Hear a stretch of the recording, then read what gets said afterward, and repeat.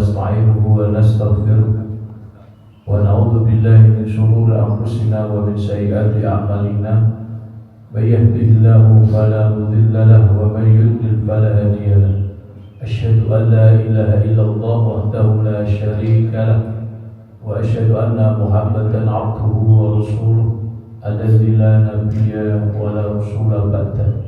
قال الله تعالى في محكمة التنزيل بعد أعوذ بالله من الشيطان الرجيم يا أيها الذين آمنوا اتقوا الله حق تقاته ولا تموتن إلا وأنتم مسلمون. وقال رسول الله صلى الله عليه وسلم في حديثه اتق الله حيثما كنت وأتبع السيئة الحسنة تمحوها وخالق الناس بخلق حسن. أصبحنا على فطرة الإسلام وكلمة الإخلاص وعلى دين نبينا محمد صلى الله عليه وسلم وعلى ملة أبينا إبراهيم حنيفا مسلما وما كان من المشركين. اللهم إنا نسألك علما نافعا ورزقا طيبا وعملا متقبلا. Amma ba'du.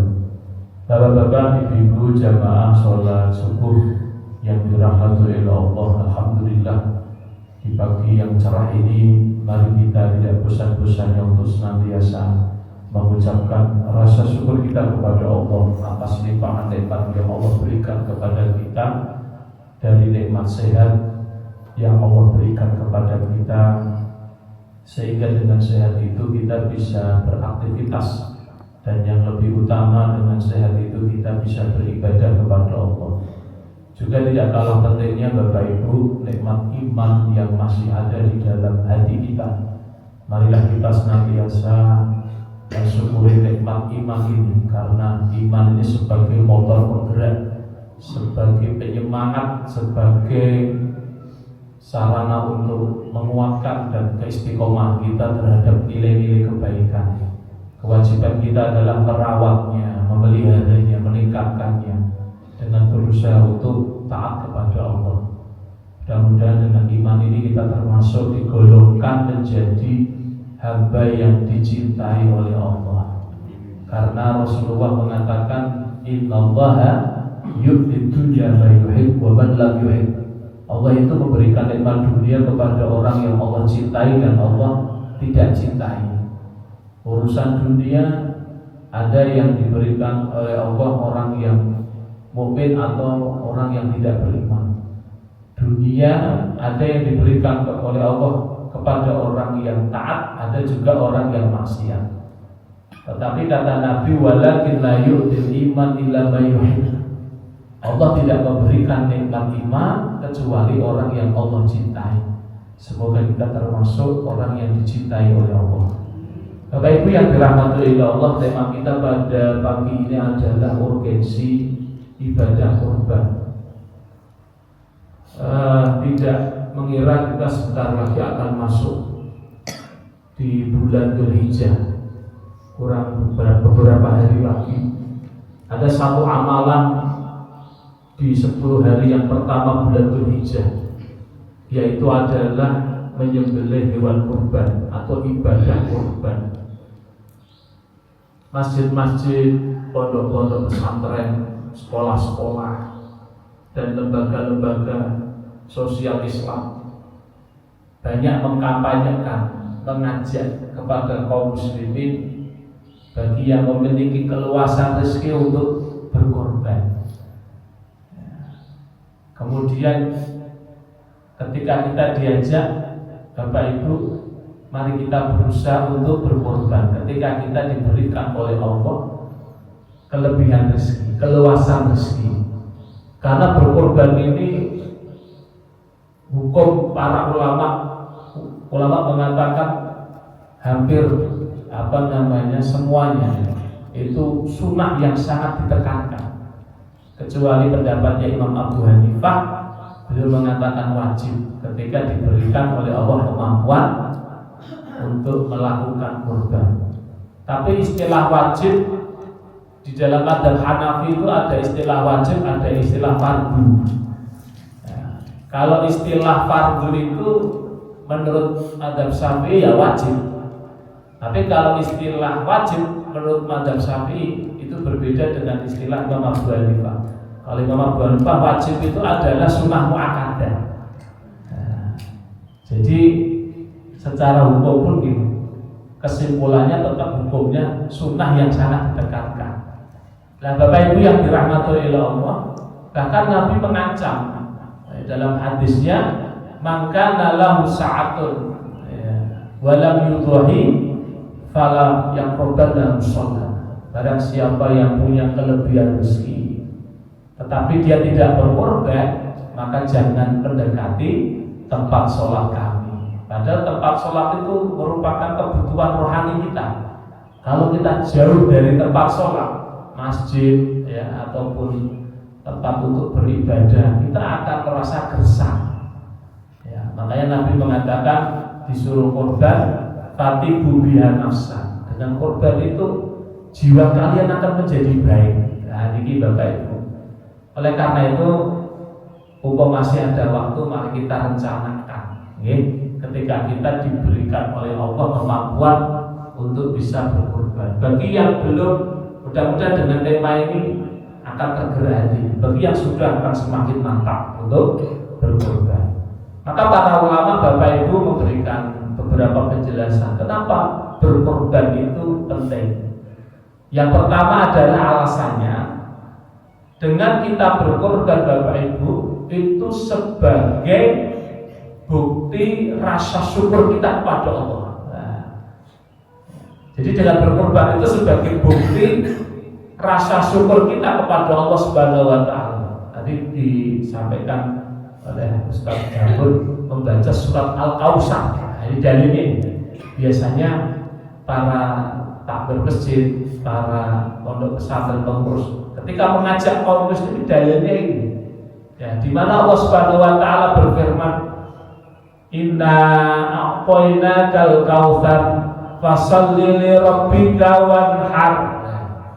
Inna, sesungguhnya kami Allah a'tainaka telah memberikan kepadamu. Kanya di sini adalah Nabi Muhammad. Apa itu Al-Kautsar? Pemahaman kita Bapak Ibu, Al-Kautsar itu adalah telaga. Memang benar telaga. Tapi ternyata kalau kita buka tafsir, makna Al-Kautsar banyak. Yaitu nikmat yang Allah berikan kepada Nabi Muhammad. Itu saya buka dalam kitab Zadul Masir fi ilmi tafsir yang ditulis oleh Al-Imam Ibnu Jauzi. Di antara makna Al-Kautsar itu ada 6 yang nikmat Allah berikan nikmat kepada Rasulullah. Yang pertama adalah makna Al-Kautsar itu an-nahru fil jannah. Makna Al-Kautsar di sini adalah sungai di surga yang Allah berikan kepada Nabi Muhammad SAW. Yang kedua, ada ulama mengatakan yang dimaksud Al-Kautsar ini adalah al-khairu al-katsir. Kebaikan yang begitu banyak yang Allah berikan kepada Rasulullah. Masya Allah, ya, Rasulullah itu diberikan kebaikan yang banyak. Bahkan segala kebaikan itu ada pada Rasulullah. Yang ketiga, kata ahli tafsir, makna Al-Kautsar itu adalah Al-Quran. Allah berikan kepada Rasulullah nikmat yang namanya Al-Quran, mukjizatul khalidah, mukjizat kekal sampai hari kiamat. Yang keempat, kata ahli tafsir, makna Al-Kautsar itu adalah an-nubuwah. Allah berikan kepada Nabi Muhammad kenabian, kerasulan, yang mana urusan kenabian, kerasulan itu tidak Allah berikan kecuali yang Allah kehendaki. Tidak semua orang bisa menjadi nabi atau bisa mengusahakan diri menjadi nabi. Karena nabi itu kata ulama, an-nubuwah min hatur ilahiyah. Kenabian itu adalah hak prerogatifnya Allah. Wallahu yahtasu birahmatihi may yasha wallahu dzul fadlil azim. Allah itu mengkhususkan memberikan rahmat. Rahmat di sini apa Pak? Kenabian. Dan kenabian itu tidak Allah berikan kecuali orang yang Allah pilih. Orang-orang kafir Quraisy saja ngajuin Pak, ngajuin. Laula nuzila hadzal Qur'an ala rajulin minal qaryataini azim. Sekiranya Quran itu diturunkan kepada dua pembesar ini, jangan pada Muhammad, kata mereka gitu. Dua pembesar ini siapa? Al-Walid bin Mughirah, Utbah bin Abi Rabi'ah. Nah, kita tahu mesti mereka pilih ini alasannya ya tadi dunia. Ya, orang ini terkenal, pinter, kaya. Biasanya kalau Allah memilih pemimpin itu yang sebaliknya, gitu ya. Nabi Muhammad itu kan ya nggak kaya, ya dulu pengembala, ya. Tapi ternyata pilihan Allah tepat, ya Pak ya, sampai Islam bisa menyebar ke seluruh dunia. Ada lagi orang-orang Bani Israel ketika didolimi oleh Raja Jalut, ya, mereka minta pemimpin, ya, kepada Nabi mereka, lalu Nabi mereka meminta kepada Allah pemimpin untuk bisa melawan Raja Jalut. Maka Allah pilihkan yang namanya Tolut. Mereka nggak terima, Tolut lah. Tolut itu mau kere petani, ya, gitu. Nah, ternyata pilihan Allah tepat. Ya, makanya ada ayat asa antakrahu syai'an wa huwa khairul lakum wa asa antuhibbu syai'an wa huwa syarrul lakum wallahu ya'lamu wa antum la ta'lamun. Keputusan Allah itu tidak ada yang salah, pasti benar, pasti baik bagi kita. Nah ini. Dan kenabian sudah nggak ada lagi. Tidak bisa Nabi itu ingin diusahakan oleh saya jadi Nabi, saya tak kuliah di fakultas kenabian nanti di wisuda jadi Nabi, tidak bisa. Atau melakukan tirakat-tirakat tertentu tidak bisa. Dan kalau toh ngaku-ngaku tidak bisa, karena Nabi sudah digembok, sudah ditutup. La Nabi yang badan, tidak ada Nabi setelah Rasul. Maka kalau ada orang yang ngaku-ngaku Nabi, ya, ada seorang perempuan ngaku-ngaku Nabi itu wahyu, itu bukan Nabi, itu wahyuni. Ya. Kalau ada laki-laki yang ngaku-ngaku Nabi dapat wahyu itu bukan Nabi, itu siapa? Bukan Ustaz Wahyudi. Nah, kemudian yang kelima, Rasulullah diberikan nikmat oleh Allah apa Bapak Ibu? Yaitu al-haud, telaga. Ya. Jadi al-kausar itu juga ada maknanya telaga. Dan yang terakhir di antara nikmat yang Allah berikan kepada Rasulullah adalah kasratu atba'ihi wa ummatihi. Allah berikan kepada Nabi banyaknya umatnya, banyak pengikutnya. Sejak Nabi diutus menjadi Rasul sampai hari kiamat itulah umatnya Nabi. Kalau Nabi Musa, Nabi Isa itu digembok dengan Nabi setelahnya. Karena setiap orang ketika ada Nabi dia harus mengikuti Nabi itu. Nah, maka Nabi Muhammad ini umatnya paling banyak. Lah dari nikmat itu Bapak Ibu, maka Allah perintahkan kepada Nabi Muhammad fasholli li rabbika wanhar, sebagai bentuk syukur kepada Allah atas nikmat yang Allah berikan kepada beliau apa? Sholatlah engkau untuk Rabbmu dan berkorbanlah. Nah, sholat di sini ada tiga kata para ahli tafsir. Satu, sholat Idul Adha. Yang kedua ada sholat subhi bil Musdalifah. Ini bagi jamaah haji, yaitu sholat subuh di Musdalifah. Dan yang ketiga yang dimaksud sholat di sini apa? As-sholawatul khams, sholat 5 waktu sehari semalam yang wajib itu. Kemudian wanhar dan sembelihlah hewan kurban. Nah, Bapak Ibu yang dirahmati Allah, dari ayat ini bisa kita ambil faedah dan pelajaran. Yang pertama apa? Setiap kita pasti diberikan nikmat, pasti, tidak ada yang tidak. Ya. Maka kita bersyukur kepada Allah. La in syakartum la'azidannakum. Yang kedua, ada orang menyikapi nikmat mereka tidak syukur. Ya. Apa? Kufur dan dolim. Nah ini hati-hati. Orang menyikapi nikmat itu ada dua, bisa dolim, bisa kufur. Dalam surat Ibrahim ayat 34. Wa atakum min kulli ma sa'altumuh wa in ta'uddu nikmatallahi la tuhsuha Innal insana ladzalumun kafar. Dan kami datangkan kepada kalian apa yang kalian minta. Jika kalian menghitung-hitung nikmat Allah, kalian tidak akan sanggup menghitungnya. Tapi kebanyakan orang menyikapi nikmat Allah adalah innal insana ladzalumun kafar. Mereka berbuat dolim dan kufur. Maksudnya dolim kepada nikmat Allah apa Bapak Ibu? Dia menggunakan nikmat Allah tidak pada tempatnya untuk taat.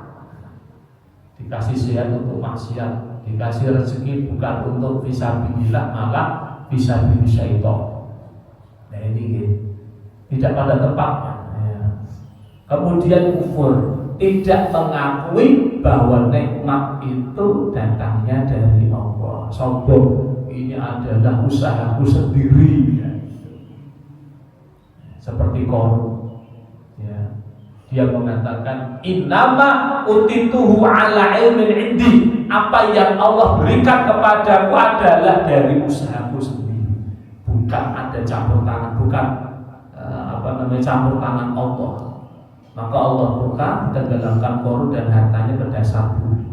Wallahu alam, katanya kalau ada orang menemukan harta di dasar bumi namanya Pak? Qarun. Tapi tidak ada dasarnya itu Pak ya. Hanya mungkin kota atik gadok. Lah Bapak Ibu yang dirahmati oleh Allah, kita pun juga begitu ketika kita dikasih nikmat oleh Allah. Ayat ini meskipun hitopnya, konteksnya kepada Nabi, tetapi berlaku kepada umatnya, karena tidak ada yang mengkhususkan. Tetapi nikmat yang Allah berikan kepada kita berbeda dengan nikmat yang Allah berikan kepada Rasulullah. Tapi substansinya adalah kita bersyukur dengan apa yang Allah berikan kepada kita. Kita dikasih sehat untuk sholat, dikasih pikiran yang cerdas untuk ngaji, dikasih harta untuk korban. Karena orang yang punya harta itu ternyata besok kalau mati itu nyesel ketika dia tidak menggunakannya untuk tadi. Dalam surat Al-Munafiqun ayat 9-10, ya ayyuhalladzina amanu la tulhikum amwalukum wa la auladukum an dzikrillah wa may yaf'al dzalika fa ulaika humul khasirun wa anfiqu mimma razaqnakum min qabli an ya'tiya ahadakumul maut fayaqula rabbi laula akhartani ila ajalin qarib fa asaddaqa wa akum minas sholihin. Hai orang-orang yang beriman, janganlah hartamu anakmu kelalaikan dari mengingat Allah. Barang siapa yang berbuat demikian, dia termasuk orang-orang yang merugi. Wa anfiqu, maka infaklah, sedekahlah dengan apa yang kami rizkikan kepada kalian sebelum datang kepada kalian kematian. Baru ketika mati datang, duitnya urung disedekahke. Dia ngomong, qala rabbi laula akhartani, ya Rabb tolong ajalku diundur barang sedikit. Ya. Untuk apa diundur? Fa asaddaqa, saya akan bersedekah dan aku menjadi orang soleh. Imam Al-Qurtubi atau Imam Ibnu Jauzi juga mengatakan orang yang punya harta kemudian dia meninggal itu ada yang disesalkan. Satu, dia punya harta namun dia belum haji. Ngerti ya aku di bodoh ini haji pas kurang. Berbeda dengan orang yang sudah daftar, sudah niat ya, kemudian antriannya panjang tapi belum sempat haji. Itu berbeda karena dia sudah ada rentak. Berbeda dengan dia cuek, padahal dia mampu karena saking sibuknya dengan dunia akhirnya nyesal. Yang kedua, orang yang hartanya banyak tetapi dia meninggal dulu, dia belum sempat bayar zakat mal. Nah ini nyesel. Ngerti ya, saya kemarin waktu hidup, tolong ya Allah hidupkan saya kembali barang sejenak. Saya tak zakatan duja apa harta saya dulu, wis kaset. Dan yang ketiga, dia nyesel karena dia tidak sedekah dengan sedekah sunnah. Ngerti ya saya tak nyantuni anak yatim, ngerti ya saya tak nyantuni fakir miskin, ngerti ya saya tak korban. Dan ini jadi urgensi daripada korban itu adalah Bapak Ibu sebagai wujud dan bukti syukur kita kepada Allah atas nikmat yang Allah berikan kepada kita, terutama nikmat harta. Kemudian yang kedua, kenapa kita harus berkorban? Alasan yang kedua adalah dengan kita berkorban, kita menghidupkan sunnah Nabiullah Ibrahim alaihissalam. Loh kok disuruh menghidupkan sunnah Nabi Ibrahim alaihissalam? Karena menghidupkan sunnah Nabi Ibrahim alaihissalam juga diperintahkan oleh Allah kepada Nabi Muhammad. Nabi Muhammad memerintahkan kepada kita. Dalam surat An-Nahl ayat 123, "Summa auhayna ilaika anittabi' millata Ibrahim hanifa wa ma kana minal musyrikin." Kemudian kami wahyukan kepada wahai Muhammad, anittabi', ikutilah millata Ibrahim hanifa, ajarannya Nabi Ibrahim yang lurus, wa ma kana minal musyrikin. Nabi Ibrahim itu bukan orang musyrik. Kemudian Rasulullah SAW dalam sebuah hadis diriwayatkan, para sahabat bertanya, wa qala ashabu Rasulillah sallallahu alaihi wasallam, wa ma hadil adhi, ya Rasulullah, korban ini itu maksudnya apa ya Rasulullah? Nabi jawab, sunnatu abikum Ibrahim, ini adalah sunnahnya bapak kalian Ibrahim.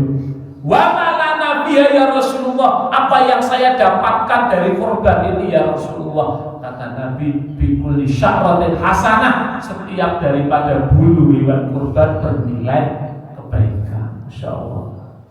Jadi Bapak Ibu, dengan kita korban, bagian dari melaksanakan perintah Allah menghidupkan sunnah Nabi Ibrahim.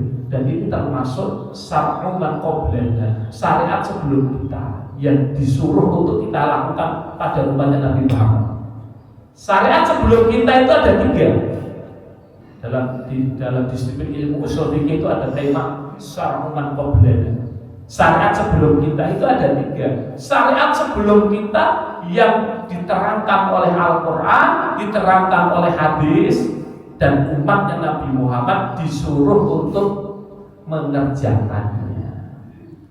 Contohnya banyak: haji, tawaf, khitan, kurban, puasa Daud. Itu adalah syariat-syariat sebelum Nabi Muhammad, tetapi diperintahkan oleh Allah dan Rasulnya untuk tetap dikerjakan. Nah, ini. Kemudian yang kedua, ada syariat sebelum kita, yang mana syariat sebelum kita ini diterangkan oleh Al-Quran, tetapi kita tidak diperintah untuk mengikutinya. Contohnya apa? Contohnya taubatnya umatnya Nabi Musa disuruh membunuh dirinya sendiri. Dalam surat Al-Baqarah ayat 54. Wa idh qala Musa liqaumihi ya qaumi innakum dhalaltum anfusakum bittikhadikumul ijla fatubu ila bari'ikum faqtulu anfusakum dzalikum khairul lakum 'inda bari'ikum fataba 'alaikum innahu huwat tawwabur rahim. Dan ketika Musa berkata kepada kaumnya, wahai kaumku, kalian telah berbuat zalim dengan menjadikan anak sapi sebagai sesembahan. Fatubu ila bari'ikum, maka kalian bertobatlah kepada Allah dengan cara apa? Faqtul anfusakum, bunuhlah diri kalian sendiri. Itu lebih baik di sisi Allah. Masya Allah. Nah, ini tapi khusus umatnya Nabi Musa zaman dulu. Nah, kira-kira yang umatnya Nabi Muhammad tobat tahun ini berubah. Umatnya entah. Alhamdulillah kita syariat taubatnya hanya disuruh taubatan nasuha. Mulai dua kali tobat kok. Syaratnya apa? Tobat harus ikhlas, menyesal, segera menghentikan, tidak ulangi lagi. Ya, kemudian ketika tobat masih diterimanya waktu tobat. Ya, selama nyawa belum dikerongkongan, selama belum kiamat. Nah ini. Kemudian ada lagi Pak syariat sebelum kita yang tidak diperintahkan kita untuk ikuti. Contohnya orang Yahudi dalam surat Al-An'am ayat 146. Orang Yahudi itu diharamkan memakan gajah, lemak sapi dan lemak kambing. Itu orang Yahudi. Nah di umatnya Nabi Muhammad tidak diharamkan, malah dihalalkan. Bahkan malah digandrungi. Nah, kalau makan bakso kan seneng gajah. Nah ini gimana? Alhamdulillah. Kemudian ada yang ketiga, syariat sebelum kita yang tidak diterangkan oleh Al-Quran, oleh Rasulullah. Ya sudah, biarkan saja, kita tidak perlu mengamalkannya. Biasanya ini adalah kisah-kisah Israiliyat. Nabi menganjurkan la tusaddiqu wa la tukadzibu. Kamu jangan membenarkan dan juga jangan mendustakan. Dia saja gitu. Ya, niki nggih. Bapak Ibu yang dirahmati Allah. Niku kenapa kita harus berkorban? Di antaranya adalah penghidupan sunnah Nabi Ibrahim alaihissalam. Kemudian yang ketiga di antara alasan kenapa kita harus berkorban, yaitu yang ketiga apa Bapak Ibu? Dengan kita berkorban kita belajar dari arti kesabaran yang Allah berikan kepada Nabi Ibrahim. Dengan kita berkorban, kita belajar arti kesabaran kepada Nabi Ibrahim dan keluarganya. Kalau boleh saya analisis, ujian Nabi Ibrahim itu ada 3 fase. Fase yang pertama apa Bapak Ibu? Beliau diuji oleh Allah. Yang pertama, lama tidak punya anak. Padahal anak itu sesuatu yang beliau harapkan betul. Sampai doanya terus terkenal itu Bapak Ibu. Rabbi habli minas sholihin, Rabbi habli minas sholihin. Luar biasa. Dan dulu belum ada dokter kandungan ya Pak ya, check up ya, soalnya pasrah tawakal kali Allah. Rabbi habli minas sholihin. Itu di usia 80 itu belum dikasih walang gitu. Tapi beda ya usia 80 Nabi Ibrahim dengan 80 kita. Nabi Ibrahim itu meninggal di usia 200 tahun. Nah kita itu nggak ada 200 tahun. 80 sudah tenaganya turun kabeh. Alhamdulillah di usia 80-an Allah berikan anak. Nah fase yang kedua, ujian yang kedua ini, anak yang diharap-harapkan terkabul, malah disuruh ninggalkan. Bayangkan tuh Pak, jadi senang-senangnya dua walak ya, punya anak, disuruh ninggalkan. Ninggalkannya terpundi padoh. Nabi Ibrahim tinggalnya di Palestina kok. Orang mau ngatain kok bojone. Anak sama istrinya disuruh bawa ke biwadin ghairi dzar'in inda baitikal muharram. Dalam surat Ibrahim ayat 37, Rabbana inni askantu min dzurriyyati biwadin ghairi dzar'in inda baitikal muharram.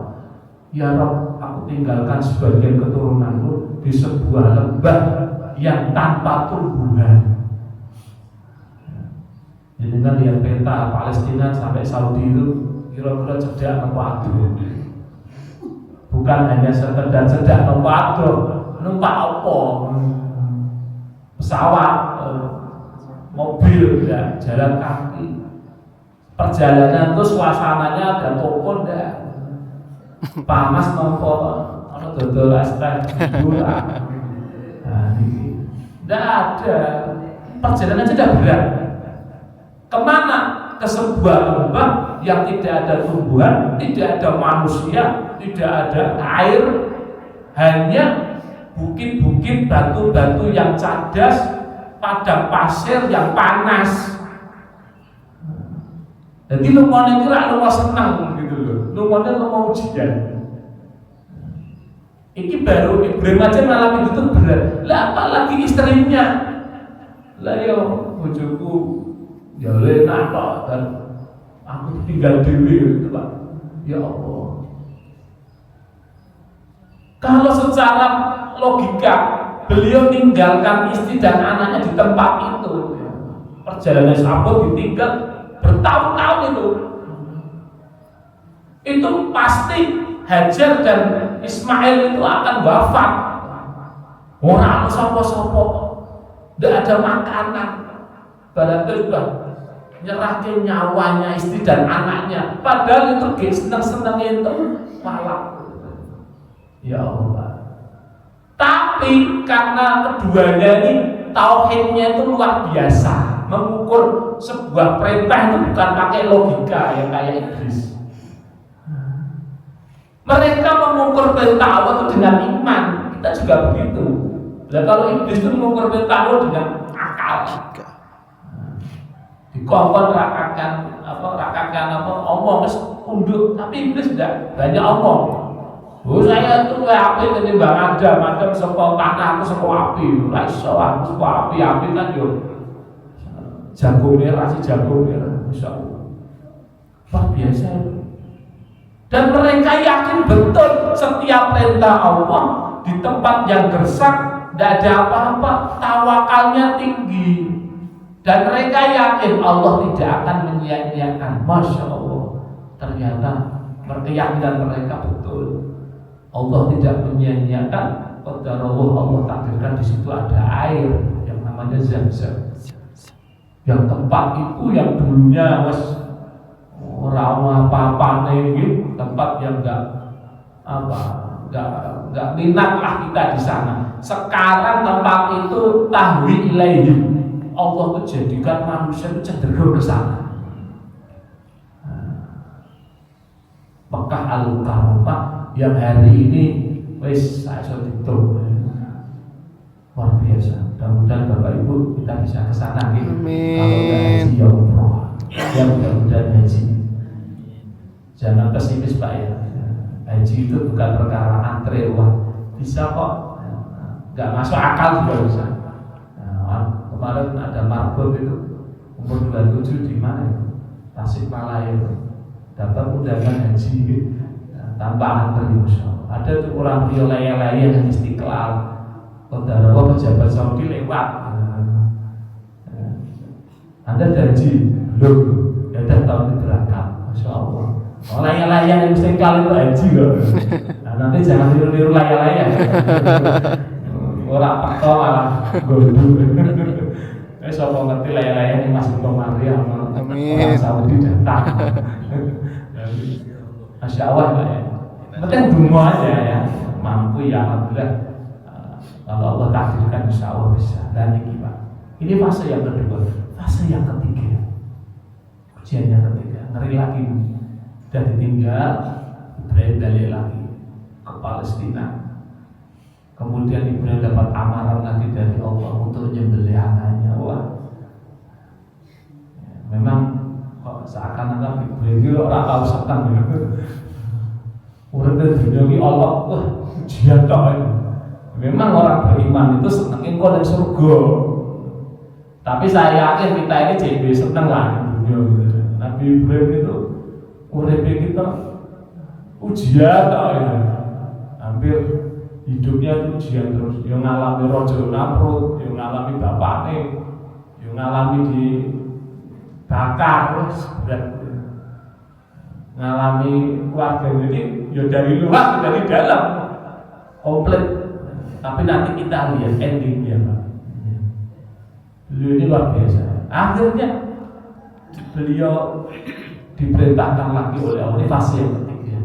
Fase yang terakhir ini disuruh menyembelih anaknya. Allah abadikan dalam surat As-Saffat ayat 102 sampai 111. Falamma balagha ma'ahu sa'ya, ketika Ismail sudah menginjak dewasa di usia, saya baca tafsir itu usia 14. Berapa Pak? SMP 2 atau 3. Ketika Nabi Ismail menginjak dewasa, beliau itu datang lagi ke tempat tadi. Dan tempat tadi sudah bagus. belajar, bisa mendidik, bisa mendidik, merawat, menjaga. Setelah gede, setelah menginjak dewasa, diuji lagi oleh Allah. Nabi Ibrahim mengatakan kepada anaknya, qala ya bunayya inni ara fil manam anni adbahuka fanzur madza tara. Hai anakku. Nabi Ibrahim itu panggilan kepada anaknya itu sayang ya. Nah, ini parenting ini. Jadi kalau kita ngandani anak yang agak gede itu Bapak Ibu nggak boleh kasar, pelan-pelan, gitu, dengan rasa sayang. Nabi Ibrahim contohkan, ya bunayya, wahai anakku. Nggak datang Ismail ini tak ada dia, nggak gitu. Ini tak ada dia. Aku mau nyebelin gue nggak gitu. Alon-alon ya bunayya. Anak ini bapakmu ini ngimpi anak bahuka dikongkon kali Gusti Allah kok nyembelih kowe. Ya. Dan mimpi para nabi itu wahyu ro'yatu shadiqah. Ya. Nah mimpi kita ya jangan ngomong wahyu ya. Dan Nabi Ibrahim memberikan kesempatan kepada Ismail untuk berpendapat. Nah ini kadang-kadang kita jarang mendengar anak kita. Kadang-kadang orang tua itu kayak raja. Pokoknya itu kudu melaku orang minggat tak anggap anakku ya. Alhamdulillah. Nabi Ibrahim kasih kesempatan diskusi dengan anaknya. Bapakmu ngimpi di kapal yang beli kue, piye pendapatmu piye? Saya kasih kesempatan untuk mengemukakan alasan. Ini penting karena udah gede. Beda kalau masih kecil, mau sudah akalnya sudah bisa berpikir Bapak Ibu. Ternyata jawaban Ismail mantap. Ya abatif al-matumar satajiduni insyaallahu minas sabirin. Wahai bapakku, kerjakan apa yang telah Allah perintahkan kepadamu, insyaallah engkau akan dapati aku termasuk orang yang sabar. Ketika Ismail sudah berada pelipisnya di atas gundukan, keduanya sudah pasrah. Kemudian ada panggilan, wahai Ibrahim, engkau telah membenarkan mimpimu. Ini adalah ujian yang nyata. Maka kami telah menilai bahwa engkau telah berhasil. Maka kami ganti dengan sembelihan yang besar. Jadi gak jadi Ismail disembelih. Allah sudah melihat hati Ibrahim, dia lebih cinta Allah daripada keluarganya. Karena ada tuduhan kepada syariat Islam, orang liberal ngomong ajaran Islam itu mengajarkan kriminal, mosok ngajari mateni anak. Allah itu lebih tahu daripada kamu. Lah mungkin Allah itu memerintahkan sesuatu yang bertentangan. Allah itu muji, pada akhirnya tidak. Allah ganti dengan sembelihan yang besar, tidak jadi. Lah Bapak Ibu, dari keberhasilan Nabi Ibrahim, Masya Allah, Allah berikan fadilah keutamaan yang luar biasa. Satu, Ibrahim punya julukan Khalilullah, kekasihnya Allah, karena dekat sekali dengan Allah. Dua, Nabi Ibrahim punya julukan Abul Anbiya, bapaknya para nabi, karena Nabi Ibrahim itu punya dua anak, dari ibunda Sarah Nabi Ishak, dari ibunda Hajar Nabi Ismail. Yang dari Ishak keturunannya dari kalangan Bani Israel. Ishak punya anak namanya Yakub, Yakub punya anak namanya Yusuf, dan seterusnya. Nah, dari kalangan dari Nabi Ismail Rasulullah SAW. Maka beliau punya julukan Abul Anbiya. Yang ketiga, keluarganya Nabi Ibrahim itu menjadi suri tauladan dalam surat Al-Mumtahanah ayat 4. Qad kana lakum uswatun hasanatun fi Ibrahim walladzina ma'ah. Sungguh telah ada pada diri kalian suri tauladan, yaitu Nabi Ibrahim dan orang-orang bersamanya. Masya Allah. Jadi kata-kata uswatun hasanah itu ada dua nabi, Nabi Muhammad dan Nabi Ibrahim. Nabi Muhammad dalam surat Al-Ahzab ayat 21, Nabi Ibrahim dalam surat Al-Mumtahanah ayat 4. Yang keempat, Nabi Ibrahim mendapatkan sholawat ketika kita baca tasyahud. Allahumma sholli ala Muhammad wa ala ali Muhammad kama shallaita ala Ibrahim wa ala ali Ibrahim, yang disebut dengan sholawat Ibrahimiyah. Yang kelima, kisah keluarga mereka itu diabadikan oleh Allah dalam Al-Quran. Artinya keluarga beliau itu disebut-sebut terus sampai hari kiamat kebaikan, sehingga jadi contoh. Begitu pula kita Bapak Ibu, insya Allah kalau kita mau mengorbankan apa yang kita cintai, dalam konteks Nabi Ibrahim, ya Allah uji dengan keluarga, sesuatu yang dicintai. Dalam konteks kita, Allah nggak menuntut kita untuk menyembelih anak kita. Allah nggak ingin mengorbankan keluarga kita. Allah ingin kita mengorbankan harta kita sebagai sesuatu yang kita cintai. Kemudian yang keempat, kenapa kita harus berkorban? Dengan berkorban kita akan dapat derajat takwa. Surat Al-Hajj ayat 37. La yanallahu luhumha wala dima'uha walakin yanalu taqwa minkum. Allah tidak membutuhkan dagingnya atau darahnya, tapi Allah membutuhkan takwa kalian. Artinya kita disuruh ikhlas. Kemudian yang kelima adalah dengan kita berkorban Bapak Ibu, pahalanya apa? Setiap tanduk bernilai kebaikan, setiap kuku bernilai kebaikan, dan setiap bulu bernilai kebaikan. Kata Rasulullah, ma'amila ibnu Adam yauman nahri amalan ahabbu ilallah min iraqatid dam wa innahu la ya'ti yaumal qiyamah bi quruniha wa adhafiha wa ashabiha. Tidaklah anak Adam beramal satu amalan di hari nahar yang lebih dicintai oleh Allah melebihi dari apa? Menyembelih hewan kurban. Insyaallah hewan kurban itu akan mendatangkan apa Bu? Tanduknya kebaikan, kukunya kebaikan, bulu-bulunya berkebaikan. Nanti kalau kambingnya datang atau sapinya datang, nggak usah dipetani gitu, kurang kerjaan.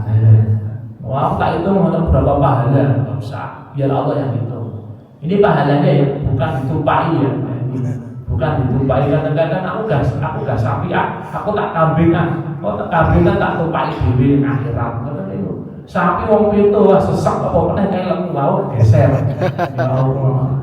Jadi urusan tumpah penumpang itu nggak ada dalilnya ya.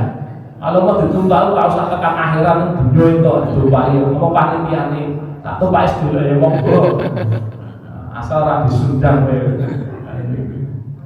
Kadang-kadang kan ada orang mau nggak mau sapi mau tumpahi wong itu sesak. Kemudian yang terakhir di antara apapun itu anjuran atau alasan kenapa kita berkorban yang terakhir, yaitu dengan kita berkorban menumbuhkan rasa cinta dan kepedulian kita terhadap sesama muslim dengan membagikan daging korban. Barangkali Bapak Ibu ada keluarga muslim yang 1 tahun nggak pernah makan daging. Kenapa nggak pernah? Barangkali nggak punya uang untuk beli bistek, beli gulai, beli sate. Nah di hari itu kita bahagiakan mereka dengan kita memberikan daging hewan kurban. Mungkin ini saja karena sudah suruh kita cukupkan. Bapak Ibu, kita mudah memberikan kepada kita rezeki yang melimpah, yang barokah, bisa kita gunakan untuk berinfak, bersedekah, berkorban, sehingga nanti kelak ketika kita berada di akhirat kita mendapatkan pahala yang banyak. Amin. Mudah-mudahan apa yang kita sampaikan bermanfaat. Mohon maaf bila banyak kekurangannya. Aku lupa lihat astaghfirullah wa lakum billahi taufiq wal hidayah wa ridwan wal inayah. Assalamualaikum warahmatullahi wabarakatuh.